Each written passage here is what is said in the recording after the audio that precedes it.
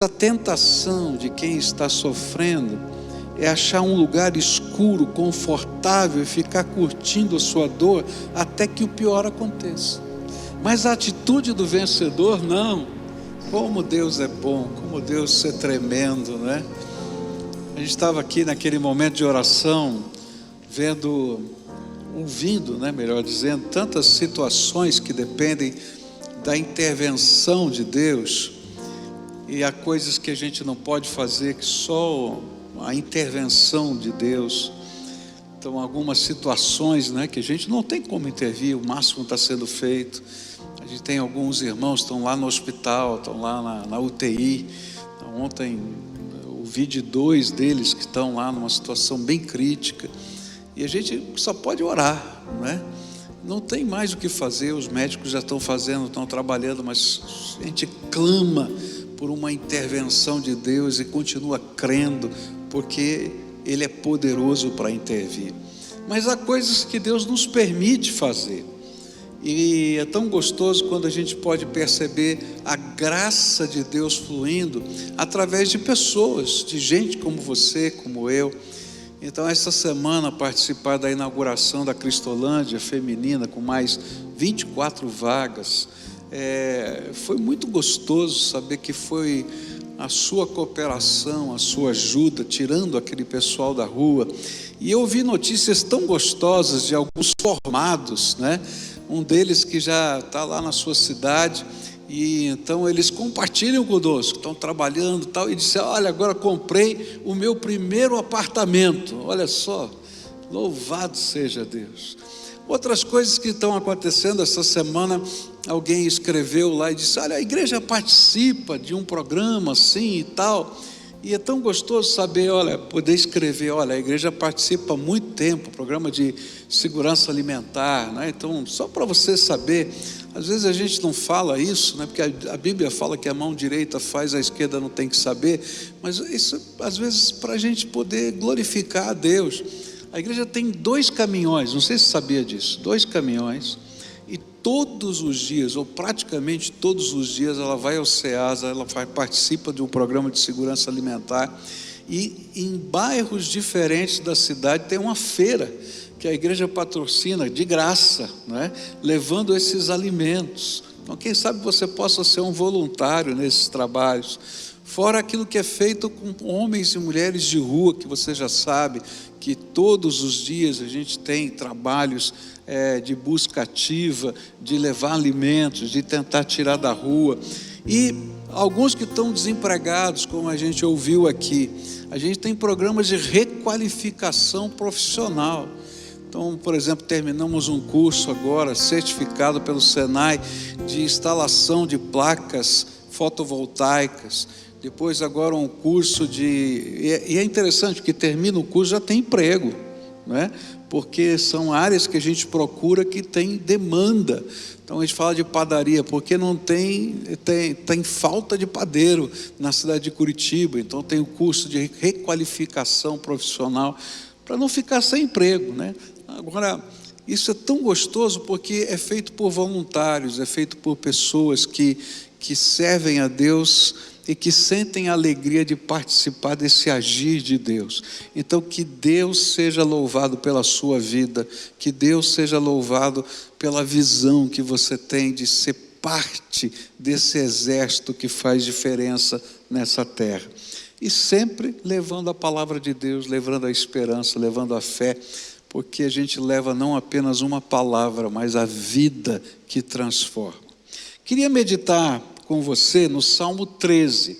Se você pudesse abrir a sua Bíblia, lá no Salmo 13, deixar ela aberta, porque nós vamos estar estudando esse Salmo aqui nesta manhã.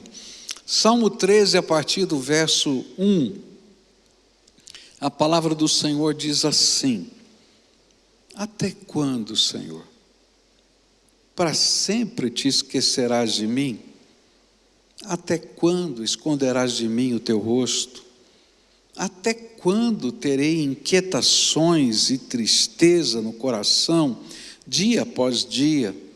Até quando o meu inimigo triunfará sobre mim? Olha para mim e responde: Senhor meu Deus, ilumina os meus olhos, do contrário, dormirei o sono da morte. Os meus inimigos dirão: eu o venci, e os meus adversários festejarão o meu fracasso. Eu, porém, confio em teu amor. O meu coração exulta em tua salvação. Quero cantar ao Senhor pelo bem que me tem feito.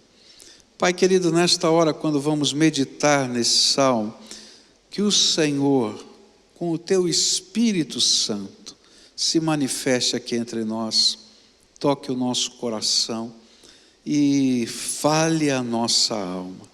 É aquilo que oramos no nome de Cristo. Amém e amém. O Salmo 13 que a gente acabou de ler foi escrito por Davi, muito provavelmente no período em que Saul era rei de Israel e ele havia decretado a morte de Davi. E Davi então vivia se escondendo dos exércitos de Saul. E esse salmo, ele reflete a dor na alma do servo de Deus chamado Davi, pois ele não conseguia entender os propósitos de Deus, à luz das realidades que ele vivia. Não sei se você já viveu alguma coisa assim, que você está vivendo e diz: eu não estou entendendo o teu plano, não estou entendendo o teu propósito. E é esse sentimento que ele externa na forma de uma oração, de uma poesia, de uma canção. Deixa eu tentar explicar para você o cenário, tá, de tudo que está acontecendo. Davi era um pastor de ovelhas, um dos mais jovens filhos, né, de Jessé, e quando Samuel, o profeta de Deus, chega na sua casa, manda chamá-lo lá do campo e profetiza sobre ele, o unge, dizendo que ele vai ser rei. E eu fico imaginando Davi pensando, enquanto orava essa oração: olha, eu nunca pedi por isso, né? Eu nunca procurei isso. E aí, para a proteção de Davi e para a proteção da sua família, isso se tornou um segredo muito bem guardado, porque se Saul soubesse disso, certamente toda a família seria morta e não apenas Davi, inclusive Samuel. Então aquilo era um segredo de Estado, ninguém sabia, mas Davi sabia, sua família sabia. E aí, como pastor ainda, ele vai levar uns queijos para os seus irmãos que estão na batalha, e escuta o desafio de um gigante chamado Golias, e esse gigante filisteu desafia os exércitos de Israel para lutarem com ele. E movido de um ímpeto muito grande, que a gente sabe que foi pelo Espírito de Deus, ele aceita o desafio como o mais improvável herói de Israel. Mesmo porque que não sabia usar espada, não sabia usar nenhuma das armas daquele tempo, o que ele sabia era usar uma funda e um cajado, só isso que ele sabia. E ele vai lutar com o gigante filisteu com uma funda e um cajado, e ele então vence esse gigante. E o rei havia prometido que daria a sua filha como esposa para o herói de Israel que vencesse o gigante. Mas quando ele olha para Davi, e deve ter dito assim: esse moleque, né? Esse menino aqui que não sabe nem usar a espada, que teve uma sorte muito grande, talvez ele tenha pensado assim, para vencer esse gigante. Ele diz: olha, vamos fazer o seguinte, eu vou cumprir a minha promessa, mas primeiro você tem que provar que realmente você é quem a gente imagina que seja, e então você tem que matar em batalha pelo menos 100 filisteus. E se você me trouxer a prova de que você aceitou e conseguiu concretizar esse desafio, eu de fato vou dar a minha filha como prometida para você. E aí Davi aceitou o desafio, e ele então vence os 100 filisteus. E aí cria um problema muito grande, porque ele já era um herói por ter vencido o gigante, agora por vencer mais 100 filisteus, todo o povo gritava o nome dele nas ruas, e Saul morria de raiva, mas ele teve que cumprir a sua promessa, e Davi virou genro de Saul. E as coisas vão acontecendo de tal maneira que o ciúme de Saul para com Davi é tão grande, que ele então decide: não dá para manter esse homem no reino, esse homem vai se tornar rei um dia, e a gente vai ter que dar um fim nele. Então ele decreta a morte de Davi, e Davi então foge de casa, pela janela, e se torna o foragido mais procurado, não é, de Israel. Eu acho que é parecido com a operação que está acontecendo nos dias de hoje aí, não é? Só que não eram 270 soldados procurando, era todo o exército de Israel, milhares de homens procurando Davi. E é bem no meio dessa situação que Davi escreve esse salmo. E ele faz esse desabafo do conflito da sua alma, de um homem que tem uma promessa de Deus, mas que vê a realidade à sua volta, que parece ser uma grande contradição à promessa de Deus. Senhor, não estou entendendo nada. O Senhor lá manda o profeta me ungir rei, agora eu sou o mais procurado inimigo público de Israel. Não estou entendendo nada. E aí ele faz uma pergunta que dói na alma dele. E a pergunta é: até quando, Senhor? Você já viu quantas vezes nesse salmo ele repete essa pergunta? Até quando, Senhor? Até quando? E hoje eu gostaria de aprender com Davi, por que essa pergunta dói tanto? E quais são os sentimentos que alimentam essa dor? E a primeira resposta, não é, a essa questão aqui, por que essa pergunta dói tanto e quais são os sentimentos que alimentam essa dor, vem logo no versículo 1, quando diz assim: até quando, Senhor? Para sempre te esquecerás de mim? Até quando esconderás de mim o teu rosto? O primeiro sentimento que motiva essa pergunta, até quando, é: para sempre o Senhor vai se esquecer de mim? O Senhor se esqueceu de mim? Davi estava dizendo: o Senhor se esqueceu da promessa? Até quando o Senhor vai esconder a tua presença desse teu servo? E é interessante porque quando a gente vai lendo o livro de Salmos, a gente vai perceber que esse sentimento não era só de Davi. Eu não sei se você sabe, mas dos 150 salmos que existem na Bíblia, 51 desses salmos são chamados de lamentos. São gritos de dor, de incompreensão, de perplexidade de servos de Deus. Então, mais de um terço.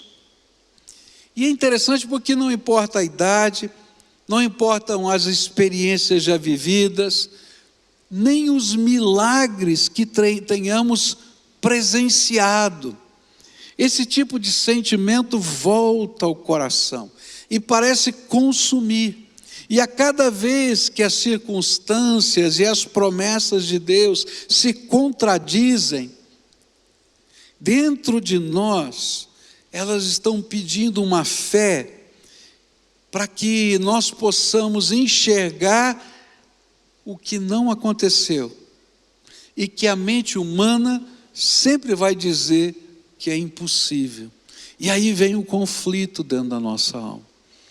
Será que eu consigo ver no meio das circunstâncias que as promessas de Deus vão se cumprir? Coloca você mesmo na situação de Davi. Chega um profeta, unge você como rei e agora você está escondido numa caverna. E os que são seus companheiros são os bandidos daquele tempo. Porque na caverna de Adulão estavam lá Não só gente boa, não, tinha muita gente ruim também. Quando chegava numa cidade, as pessoas olhavam, nós sabemos quem você é, Davi, mas não fica muito tempo aqui não, porque é problema, vai embora. Por isso, que nestas horas nós precisamos trazer à nossa mente o que a palavra de Deus já nos ensinou, para que pela fé nós continuemos caminhando na direção das promessas de Deus. Mas o que as Escrituras têm para nos ensinar, para falar sobre Deus esquecer-se de nós? Esse era o sentimento. O Senhor se esqueceu de mim? Até quando? E aí então a gente tem que olhar para a palavra de Deus. Olha só o que o profeta Isaías vai dizer para a gente. Isaías 49, versículos 15 e 16. Será que uma mãe pode esquecer do seu bebê que ainda mama e não ter compaixão do filho que gerou? Embora ela possa se esquecer, eu não me esquecerei de você. Veja, eu gravei você nas palmas das minhas mãos, seus muros estão sempre diante de mim. Ele está falando sobre Jerusalém, mas essa é uma palavra de Deus para mim e para você. Quando no meio das circunstâncias da vida houver um conflito, e lá na sua mente passar essa ideia, Deus se esqueceu de mim, ou até quando o Senhor vai se esquecer de mim? Lembra disso, Deus não pode se esquecer de você, porque Ele tem o seu nome escrito na palma da mão dEle. Lembre-se, quando vier esse sentimento, de quanto Deus lhe ama. E uma das coisas mais tremendas e a maior prova do amor de Deus para conosco é que quando éramos ainda pecadores, e somos pecadores, Cristo Jesus morreu por nós para a remissão dos nossos pecados. Se Ele desceu do céu, veio até aqui, tomou o nosso lugar na cruz, foi ao Hades, tirou das mãos de Satanás as chaves da morte e do inferno, para que eu e você pudéssemos ser salvos, será que Ele precisa dar mais alguma prova de que nos ama e que não se esquece de nós? E se você imagina que Deus escondeu o seu rosto de você, então você tem que trazer à memória o Salmo 139, onde a palavra de Deus diz assim: para onde poderia eu escapar do teu espírito? Para onde poderia fugir da tua presença? Se eu subir aos céus, lá estás. Se eu fizer a minha cama na sepultura, também lá estás. Se eu subir com as asas da alvorada e morar na extremidade do mar, mesmo ali a tua mão direita me guiará e me susterá. E mesmo que eu dissesse que as trevas me encobrirão e que a luz se tornará noite ao meu redor, verei que nem as trevas são escuras para ti. A noite brilhará como o dia, pois para ti as trevas são luz. Tanto faz se está escuro ou não, porque Deus está enxergando. Ele está dizendo assim: tem lugar onde a gente possa ficar longe da presença de Deus? A grande lição é que o Senhor não se esquece, assim como não se esqueceu de Davi. Que Deus não esconde o seu rosto, porque não dá para esconder Deus. Ele continua agindo mesmo quando nós não percebemos. E esse é o grande desafio da nossa alma: crer, confiar, deixar-se guiar, pois o nosso nome continua gravado nas palmas das mãos do nosso Senhor. Viver pela fé não significa ter um tapete vermelho cheio de flores para a gente andar. Viver pela fé é saber que as promessas de Deus se cumprem e que Ele não se esquece, porque somos filhos amados dEle. Davi estava aprendendo talvez uma das maiores lições para ser rei. a lição de confiar em Deus em toda e qualquer circunstância. Até quando? Até quando? Aquilo que Ele prometeu e aquilo que vemos parece ser uma grande contradição. Segunda questão da alma de Davi está no verso 2, onde ele diz assim: até quando terei inquietações e tristeza no coração dia após dia? Até quando o meu inimigo triunfará sobre mim? E o segundo sentimento tem a ver com as inquietações. E a palavra aqui revela o diálogo consigo mesmo. O que significa essa palavra inquietação? Aqui no original é a discussão de eu comigo mesmo, eu brigando comigo mesmo, eu lutando com os meus sentimentos. São aqueles momentos em que a nossa mente divaga pelas inúmeras possibilidades, tentando achar respostas que nem sempre a gente acha. Já passou um dia assim? Uma noite, quem sabe, geralmente é de noite, né? A gente bota a cabeça no travesseiro e a mente da gente começa a fazer um turbilhão, né? E a gente vai para lá, para cá, vai para lá, para cá, vai para lá, e pensa nisso, pensa naquilo, e assim vai. Ele está falando disso, exatamente dessa agitação. E a gente diz: olha, eu preciso descansar, eu preciso dormir, e a gente tenta serenar, e quando parece que a gente está serenando, volta de novo. Já aconteceu com você? São os momentos em que as nossas preocupações pedem de nós tantas soluções que às vezes a gente se sente cansado até de pensar. Você já ficou cansado de pensar? E é nesse momento que nós temos a tendência de supor que o Senhor, se estiver presente, não está se importando com a nossa angústia, nem com o tempo do nosso sofrimento. E é por isso que ele vai dizer: até quando, Senhor? O tempo para o Senhor não faz muita diferença, o Senhor está vivendo na dimensão da eternidade, mas para quem está em angústia, o tempo é uma complicação, Senhor. Você não está entendendo esse negócio? Então o Senhor não se importa conosco. Isso me faz lembrar de Pedro no barquinho, com Jesus no meio da tempestade, você lembra? E aí ele está lá, pescador experiente, um temporal, a água enchendo o barco, e ele olha para Jesus, e Jesus está dormindo. Como é que ele consegue dormir no barquinho cheio d'água? Isso me faz lembrar um tempo de juventude, que eu fui fazer um acampamento, e o acampamento estava lotado, então decidimos, eu e um colega, ir para uma barraca. E a gente então armou a barraca, e nós fomos dormir na barraca. E aí eu falei: dormir no chão é muito ruim. Arrumei um colchonete, coloquei na barraca, e a gente foi então dormir na barraca. E caiu um temporal. E aí a água começou a encher a barraca. Eu tinha um sono super pesado. E aí acordou o meu colega e disse: homem, acorda! A barraca está cheia d'água, nós vamos ser arrastados, você está dormindo aqui. E eu não estava nem vendo chuva, estava tão cansado que não via nada. E eu fico pensando, Pedro, ele estava tão indignado ou mais do que o meu amigo na barraca. E ele disse assim: Jesus, não te importa que pereçamos? Jesus estava com eles, mas a tempestade não afligia Jesus, nem o seu sono, mesmo quando a água estava inundando o barquinho.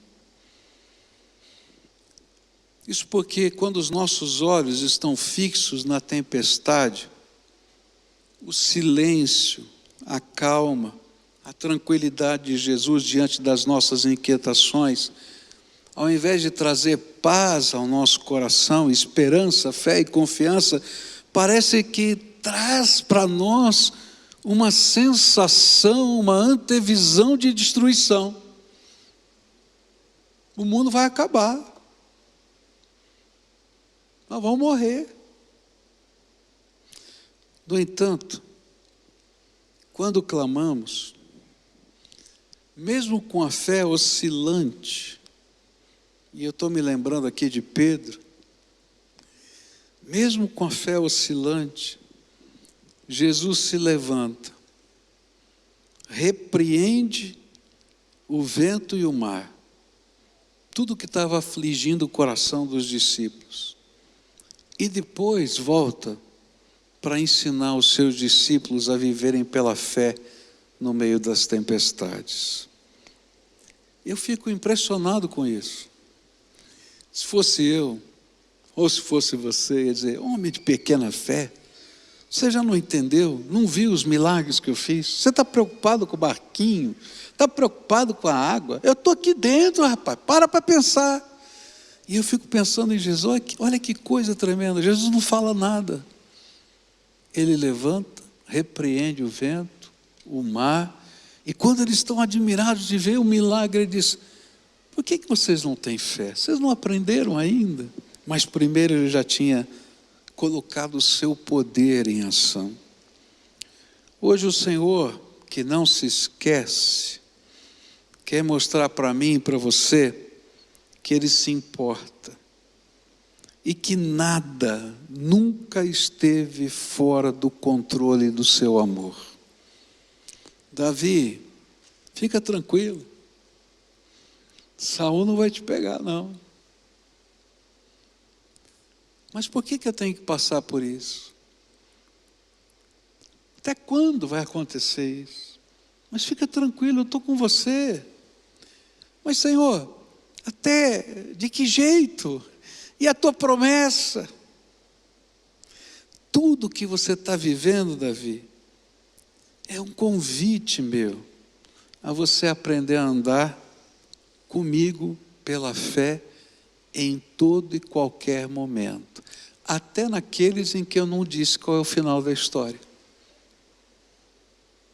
O interessante é que Deus já tinha dito para Davi qual era o final da história.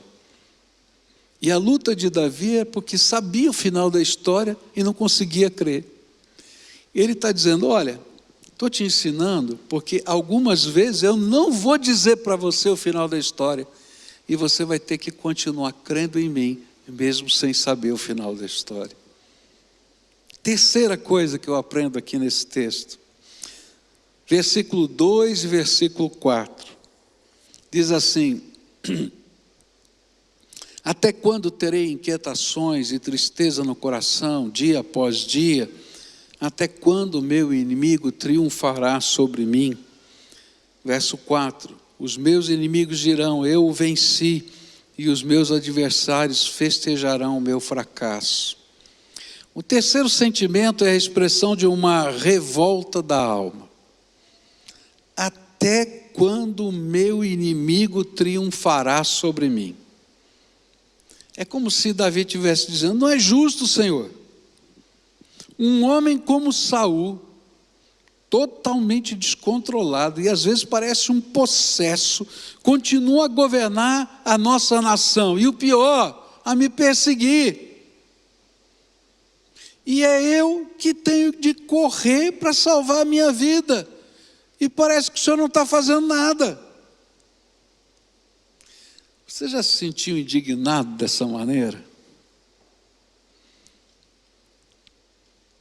Tem gente ruim aí. Tem gente ruim.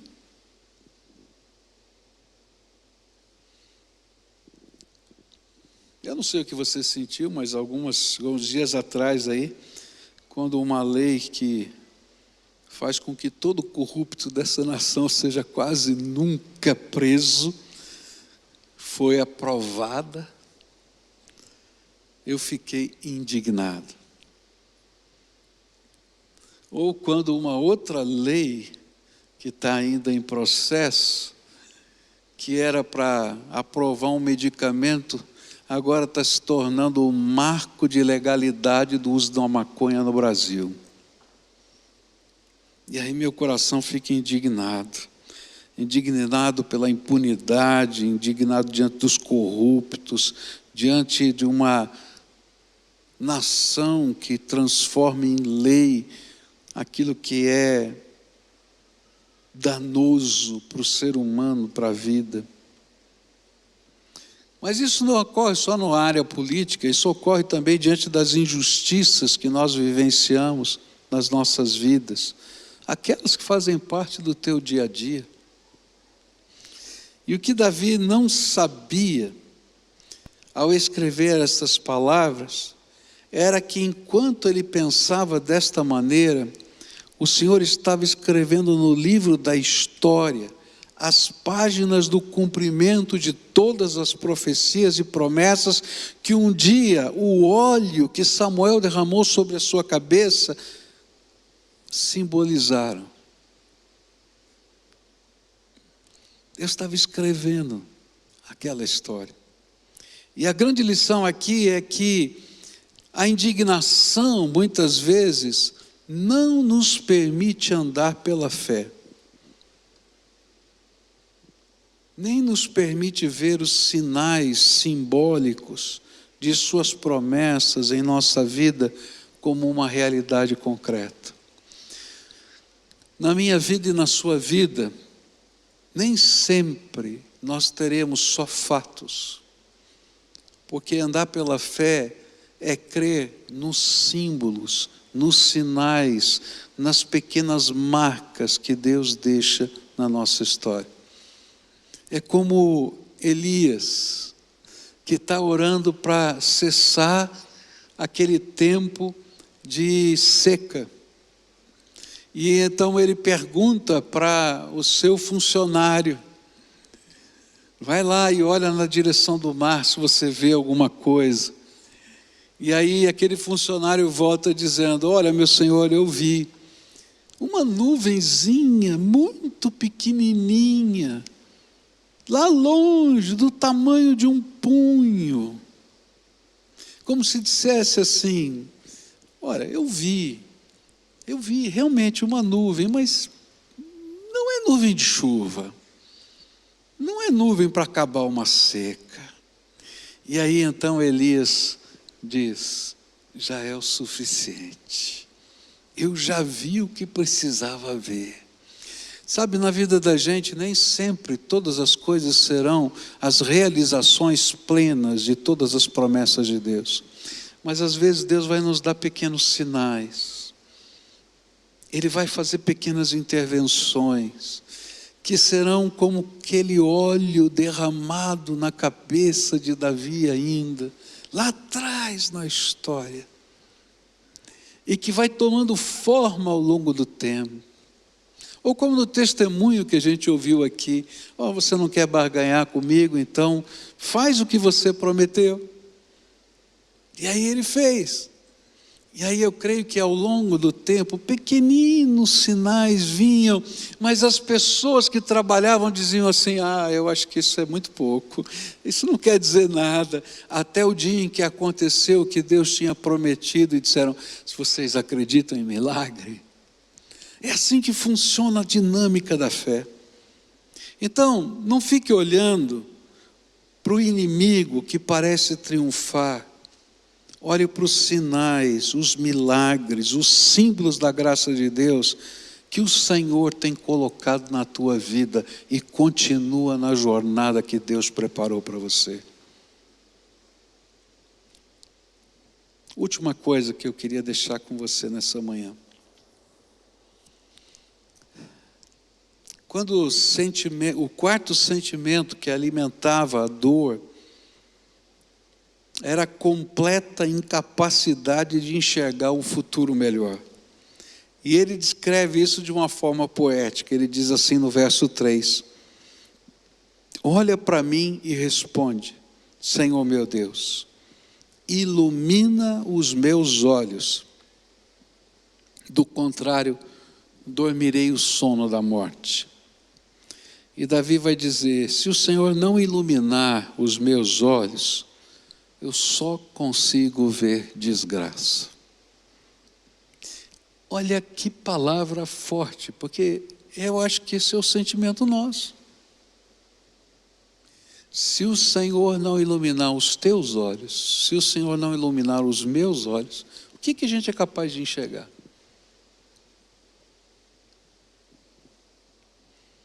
É interessante como a maneira como nós encaramos os problemas, os desafios da vida, tem um profundo impacto nos sentimentos que abrigamos no nosso coração.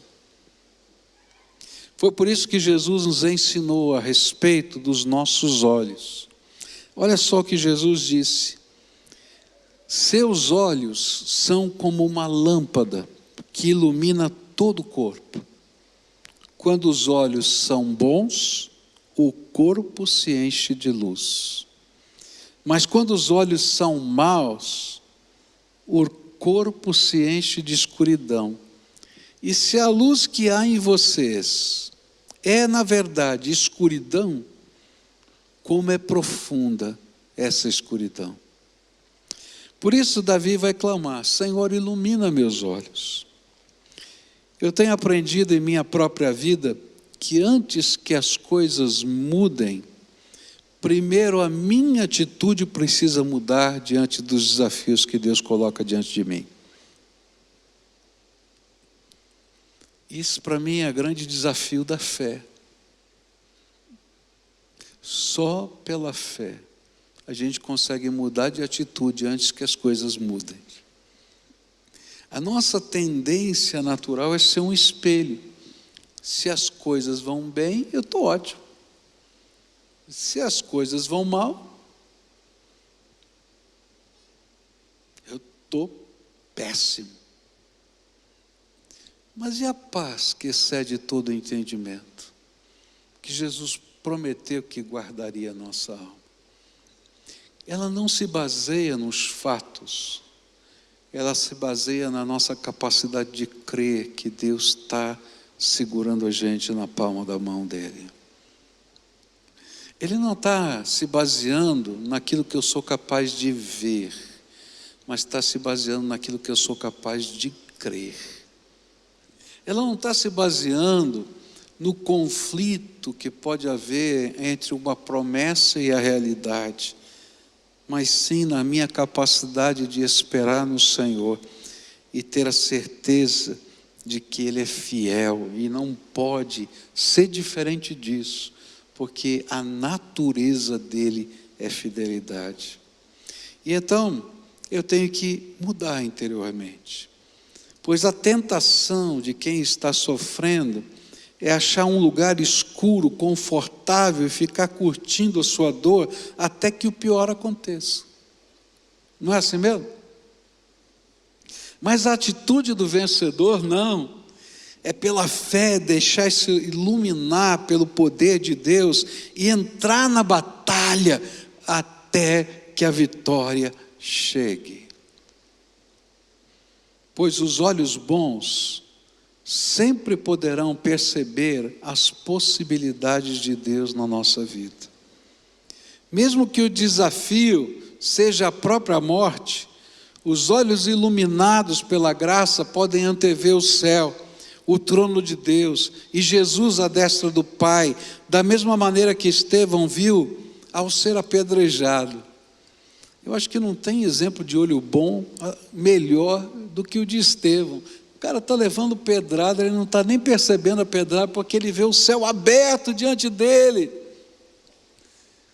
E ele está lá vendo a glória do Pai. E então Davi diz: Senhor, ilumina os meus olhos. E talvez essa seja a sua oração hoje. Jesus, ilumina os meus olhos. É incrível como Davi termina o salmo. Um salmo tão melancólico, mas termina exultante. Olha só, versículos 5 e 6. Eu, porém, confio em teu amor. O meu coração exulta em tua salvação. Quero cantar ao Senhor pelo bem que me tem feito. É como se ele estivesse dizendo a ele mesmo e a nós: eu hoje faço uma escolha. Vou confiar no teu amor e não nos meus sentimentos. Vou celebrar as vitórias que o Senhor me prometeu e já me deu. E que algumas eu já recebi e outras eu estou antevendo pela fé. Eu vou cantar ao Senhor, recordando todos os milagres que Ele já fez em minha vida. Agora a minha pergunta para você é: e você, o que é que vai fazer? Todos nós estamos vivendo tempos muito estranhos. Alguns mais intensamente, outros, quem sabe, um pouco mais suavemente, mas continuamos a viver tempos estranhos. E a pergunta de Jesus para nós é: você está achando que eu me esqueci de você? Não tem como. Você está escrito na palma da minha mão, você é filho amado. Guarda isso no teu coração. Você está achando que eu não me importo? Eu morri na cruz por você. O que mais eu preciso fazer para dizer para você que eu me importo por você? Você está preocupado com os outros que parecem que estão vencendo? E eu estou cuidando de você. Não se preocupa com os outros. Eu tenho o meu jeito de trabalhar a vida de todo mundo. Seus olhos estão escuros. Deixa eu iluminar a tua vida com a minha graça. Nessa manhã eu queria orar com você. Você que está aqui pertinho da gente, você que está assistindo a gente pela televisão, pelas mídias, ou quem sabe ouvindo pelo rádio, pelos podcasts da igreja. Eu queria dizer para você que nesses dias, que parecem dias sombrios que vivemos, Jesus continua se importando conosco. E que hoje, se Ele ainda não ungiu você, Ele quer ungir você com a graça dEle. Mas se Ele já ungiu, pode ter certeza que aquilo se tornou um símbolo na tua vida de algo que o Senhor fará, porque Ele não mente, não tem como mentir. Então eu queria orar pela paz no seu coração, eu queria orar pela alegria da sua alma, eu queria orar pelos teus olhos. Se você não enxerga um futuro, e você não vê propósito para viver, eu quero dizer que o Senhor não terminou de escrever a sua história. É tão bacana isso, né? Ele diz: vem comigo, tem mais, tem mais. Um dos missionários mais efetivos entre os ribeirinhos da Amazônia, logo no começo da sua obra missionária, ele estava no barquinho e indo para uma determinada localidade, quando a sua esposa pega uma doença muito grave no barco, e ali mesmo no barco ela morre. E então o barco para numa barranca de um rio para enterrar aquela senhora. E aquele missionário desce para fazer o enterro. E quando chega a hora do barquinho ir embora, ele diz: eu não vou embora não, eu vou ficar aqui. Eles disseram: mas você vai ficar aqui no meio do nada, vai fazer o que aqui? Ele diz: eu não sei ainda, mas eu vou ficar aqui, porque eu não estou vendo o futuro, eu não estou vendo esperança, eu vou ficar aqui.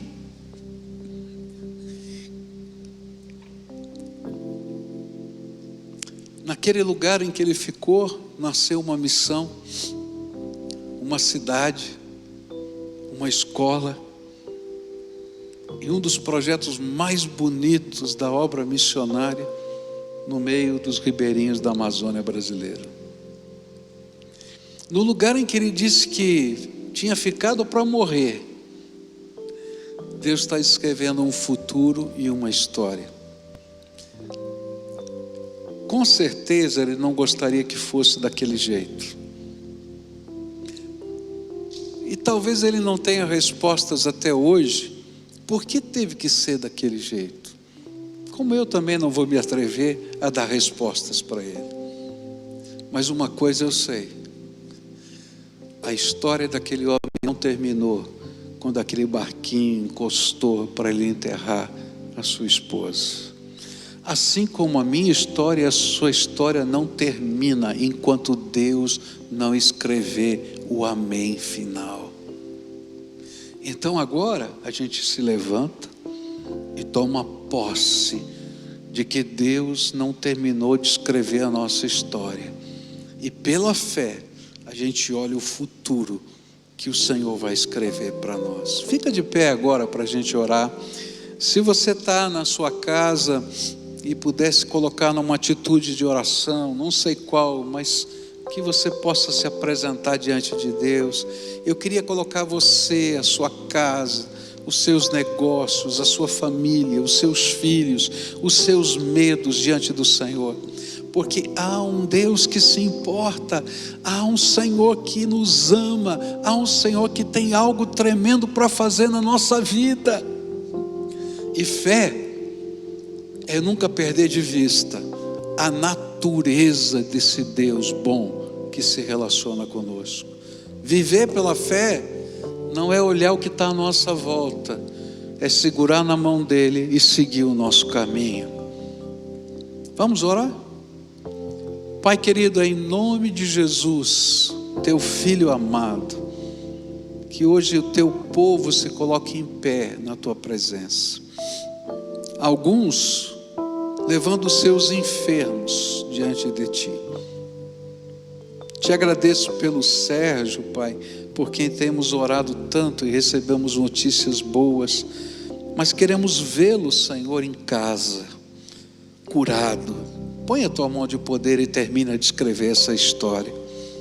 Ó Pai, eu queria colocar, Senhor, a vida do Marco Antônio, Senhor, esse fisioterapeuta, amigo, amado nosso, que está entubado lá no hospital, Senhor, e já faz, Senhor, tantos dias que ele está lá. Põe a tua mão de poder e cura aquele teu filho. Ó Pai, eu queria colocar o nosso diácono aqui da igreja, Edmilson Basotti, Senhor, que está quase 70 e poucos dias no hospital, e essa semana ele teve que ser entubado na UTI. Põe a tua mão de poder sobre ele, Senhor. Ele já passou por tantas cirurgias. Senhor, põe a tua mão sobre ele e traz esse teu filho de volta. Cura, Senhor. E eu quero colocar diante do Senhor tantos outros que nessa hora estão passando por aflições. Eu não sei quais são. Alguns de enfermidade, alguns, Senhor, de dor profunda na alma, alguns de saudades, alguns, Senhor, com tantos outros sentimentos misturados. Pai, a tua palavra nos diz que o Senhor se importa. Então nesta hora visita esses teus filhos poderosamente, e que os teus milagres sejam revelados, que as tuas promessas sejam anunciadas, que o teu poder se aperfeiçoe na nossa fraqueza. Ah, Jesus, ilumina os nossos olhos, porque há momentos na nossa vida em que os nossos olhos são escuros demais, e a gente não consegue olhar adiante. Vem com o teu poder, com uma esperança que não decepciona, como a tua palavra diz, com um poder que vai além da nossa compreensão. Visita o teu povo. Ó Pai, tem gente desempregada, como a gente ouviu aqui, 9 meses, Senhor, acabou tudo. Eu quero te pedir em nome de Jesus, põe a tua mão de poder sobre essa família agora, e abre portas que estão fechadas, e revela o poder do teu Espírito Santo na vida deles. Que venha sustento nessa casa, que venha a tua bênção. Ó Pai, eu quero te pedir por aqueles que ainda não receberam Jesus como Senhor e Salvador. Nós ouvimos aqui, Senhor, de famílias intercedendo. Ó Pai, bate nessa porta outra vez, e outra vez, e outra vez, e outra vez, insistentemente, até que se rendam. Torna-te irresistível no coração deles, Escuta, Deus, a nossa oração. É aquilo que pedimos em nome de Jesus. Amém e amém.